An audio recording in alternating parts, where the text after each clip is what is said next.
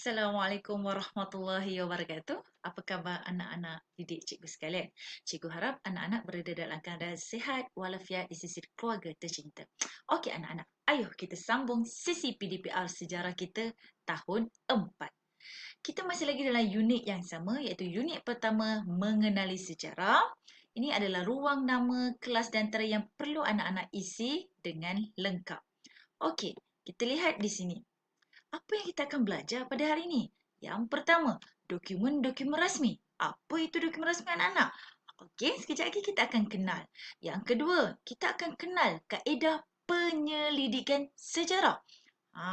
Seterusnya, ingin cikgu kongsikan dengan anak-anak mengenai standard pembelajaran kita iaitu 1.1.2. Anak-anak akan mengenal pasti sumber dalam sejarah. 1.1.3 menjelaskan kaedah penyelidikan sejarah. Seterusnya, K1.1.6 menyatakan kepentingan mempelajari sejarah. Okey, ayuh kita lihat soalan-soalan modul PDPR sejarah kita untuk minggu ini. Okey, arahan jawab soalan-soalan di bawah. A. Isi tempat kosong dengan jawapan yang betul berdasarkan kenyataan mengenai dokumen-dokumen rasmi. Okey anak-anak, ini adalah dokumen-dokumen rasmi yang kita miliki, yang kita ada. Yang pertama, sijil kelahiran. Semua pernah lihat sijil kelahiran? Okey, cikgu bagi contoh di sini sijil kelahiran. Contoh sijil kelahiran anak-anak. Okey, ini adalah contoh sijil kelahiran. Okey, seterusnya kad pengenalan diri. Okey, biasanya kad pengenalan dirinya bila seorang individu tu sudah berusia 12 tahun ke atas. Seperti cikgu sudah memiliki kad pengenalan diri. Cikgu beri contoh gambaran kad pengenalan diri iaitu ini gambaran dia. Okey, ini adalah dokumen rasmi kita yang kedua. Okey, seterusnya dokumen rasmi yang ketiga yang anak-anak nak kenali hari ini adalah MyKid. MyKid ni yang anak-anak memiliki sekarang ini. Bila anak-anak sudah menjangkau usia 12 tahun ke atas, anak-anak akan bertukar kepada kad pengenalan diri ataupun dikenali sebagai MyKid. Okey, macam mana contoh gambar MyKid? Okey, contoh gambar MyKid. Okey, dia berwarna pink. Tak kisahlah anak-anak lelaki ataupun anak adalah anak perempuan, tetap dia berwarna merah jambu. Okey, kita sambung sesi PDPR kita hari ini. Okey, mengapakah ia iaitu dokumen rasmi ini dianggap penting kepada anda? Kenapa anak-anak? Kenapa? Cikgu tanya. Kad pengenalan sijil kelahiran, senang tak mak ayah anak-anak suruh simpan? Kan? Dia lebih berharga daripada duit yang anak-anak miliki. Duit belanja yang ibu anak-anak beri. Duit belanja yang ayah anak-anak beri untuk semasa kita pergi ke sekolah.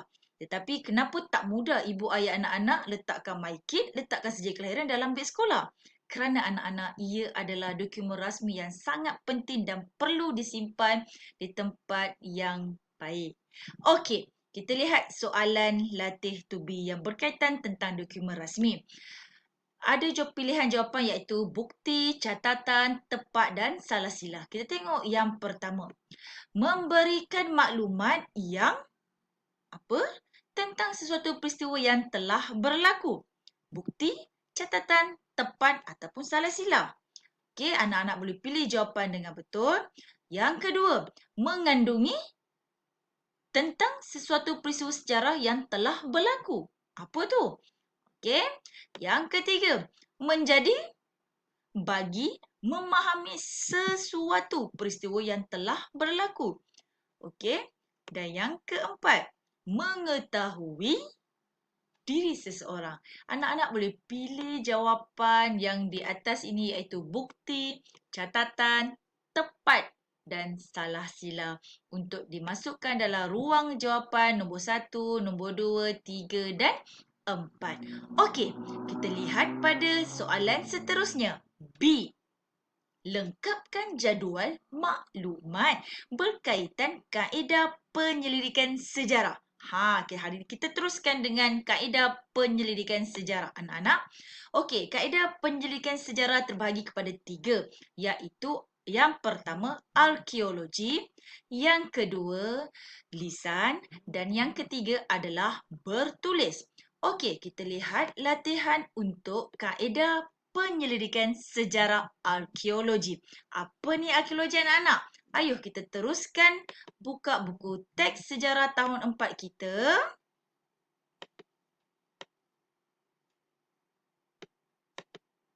Okey. Masih dalam ni sumber sejarah. Kita teruskan lagi pada muka surat 8. Iaitu kaedah penyelidikan sejarah. Okey, kita lihat pada soalan modul pembelajaran kita. Kaedah arkeologi. A, huraian dia.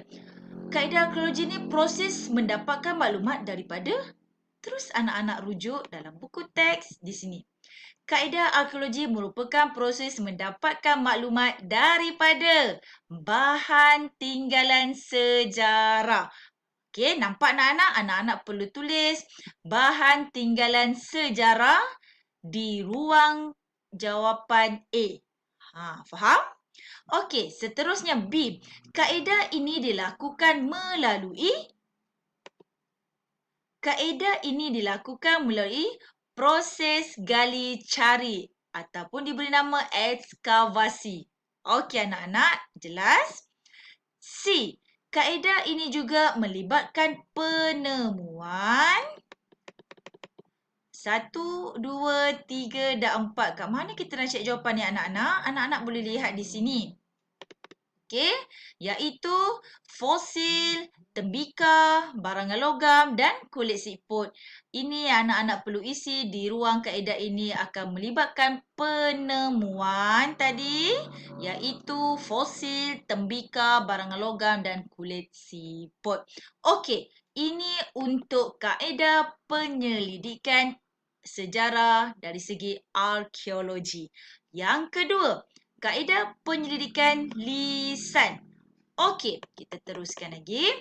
A. Kaedah penyelidikan sejarah melalui lisan. A. Proses mendapatkan maklumat lisan ni daripada apa? Kita rujuk terus buku teks anak-anak. Ini kaedah arkeologi. Okey, ini adalah kaedah lisan. Okey, kita lihat. Kaedah lisan merupakan proses mendapatkan maklumat melalui temu bual. Okey, nampak kat situ. Jadi, kita tengok kat sini. Kita tulis mendapatkan maklumat daripada temu bual. Okey. B. Individu yang terlibat dikenali sebagai apa? Okay, kita lihat dalam buku teks anak-anak. Individu yang ditemu bual dikenali sebagai orang sumber. Okey, kita tulis kat ruang jawapan kita. Dikenali sebagai orang sumber. Okey, jelas. C.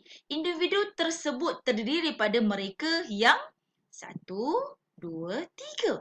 Okay, kita tengok dalam buku teks anak-anak. Orang sumber terdiri pada mereka yang terlibat dalam peristiwa sejarah, mereka yang melihat dan mereka atau mendengar peristiwa sejarah daripada orang lain. Jadi, untuk di ruang ini, individu tersebut adalah individu yang terlibat dalam peristiwa sejarah atau individu yang melihat peristiwa sejarah ataupun yang ketiga yang mendengar peristiwa sejarah daripada orang lain. Ini adalah kaedah penyelidikan sejarah dari segi lisan. Okey, kita lihat pada kaedah penyelidikan sejarah yang ketiga iaitu kaedah bertulis. Okey, A. Proses mendapatkan maklumat ini iaitu maklumat berkaitan bertulis ini daripada mana anak-anak? Okey, ayuh kita terus lihat dalam buku teks kita. Kaedah bertulis merupakan proses mendapatkan maklumat daripada tulisan dan lakaran iaitu kita tulis kat sini daripada tulisan dan lakaran. Okey? B. Maklumat kaedah penyelidikan bertulis ini diperoleh daripada apa? 1, 2, 3, 4. Okey, kita lihat dalam buku teks anak-anak. Okey? Mana ni? Sekejap. Okey, maklumat ini diperoleh pada dinding gua, kayu, batu dan bahan bercetak. Okey, nampak anak-anak ada 4. Tadi soalan dia kata maklumat berkaitan kaedah bertulis ini diperoleh daripada mana? Daripada dinding gua, kayu, batu dan bahan bercetak. Okey, seterusnya kita lihat soalan modul pembelajaran kita C. Lengkapkan jadual berikut dengan maklumat berkaitan langkah-langkah yang perlu diambil dalam usaha melaksanakan kaedah penyelidikan sejarah. Okey, dalam kaedah penyelidikan sejarah ini ada 2. Tadi memang ada 3 anak-anak, tapi ini adalah berkaitan, iaitu langkah-langkah yang perlu diambil untuk kita laksanakan.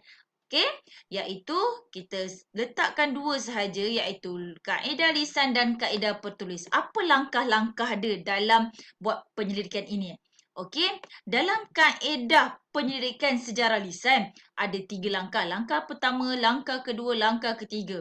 Dan apa tindakan yang perlu kita lakukan? Terus anak-anak rujuk dalam buku teks sejarah. Tengok ni anak-anak, kaedah sekejap ni kaedah betul. Okey, kaedah lisan. Tengok, langkah-langkah dalam kaedah lisan. Langkah pertama, langkah kedua, langkah ketiga yang terus anak-anak boleh isi di ruang soalan latihan modul ini.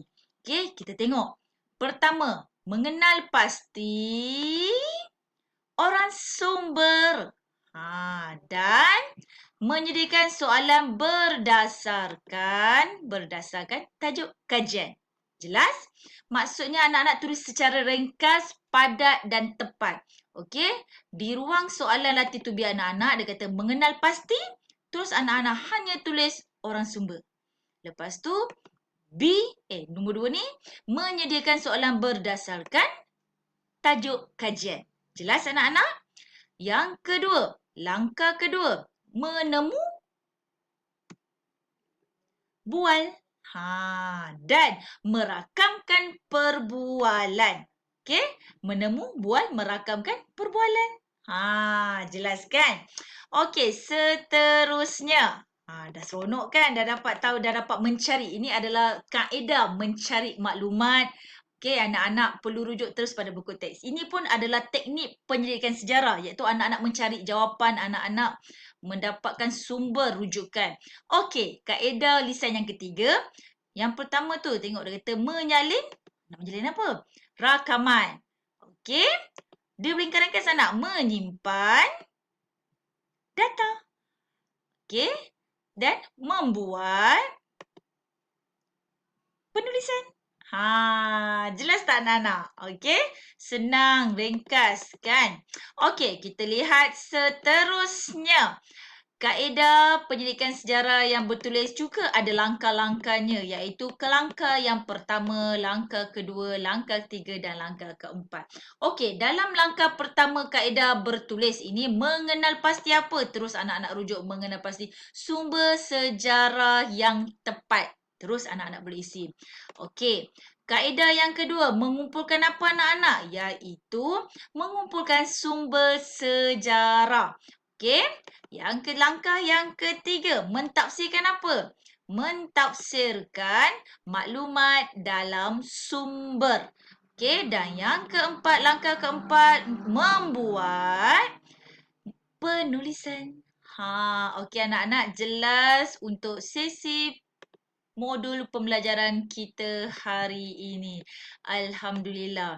Okey, anak-anak, cikgu harap anak-anak dapat menyelesaikan tugasan modul pembelajaran kita pada minggu ini dengan baik, dengan seronok, dan ini adalah teknik penyelidikan sejarah dan ini adalah cara-cara anak-anak untuk dapatkan jawapan dalam masa sama anak-anak dalam proses iaitu mencari sumber sejarah untuk mendapatkan maklumat dalam modul pembelajaran anak-anak.